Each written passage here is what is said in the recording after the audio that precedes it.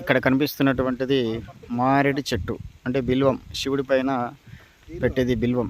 త్రిదళం త్రిగుణాకారం త్రినేత్రం చ త్రియాయుధం త్రిజన్మ పాప సంహారం ఏక బిల్వం శివార్పణం. బిల్వం చెట్టు ఇక్కడ కనిపిస్తున్నటువంటిది కాయ, బిల్వం కాయలు. ఈ కాయ చక్కగా తీసుకొని పైన ఇలా కట్ చేసేసి లోపల గుజ్జంతా తీసి దాంట్లో విభూతి వేసుకుంటే చాలా శక్తివంతమైనటువంటిది. బిల్వంకాయలో విభూతి నిల్వ చేసుకొని ఆ విభూతి ధారణ చేసుకుంటే ఆరోగ్యము, ఐశ్వర్యము అన్నీ కూడా కలుగుతాయి.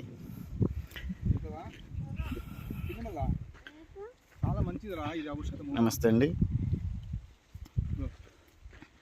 అందరూ కూడా ఇలాంటి అవకాశం ఉన్న వాళ్ళు తప్పకుండా వినియోగించుకోవచ్చు. మారేడు చిగురు దివ్య ఔషధము. ఈ చిగురు తినడం వల్ల కూడా చాలా ఆయుర్వేద పరంగా కూడా చాలా మంచి ఫలితాన్ని ఇస్తుంది. మునులు యోగులు అందరూ కూడా ఈ బిల్వ చిగురు తినేవాళ్ళు.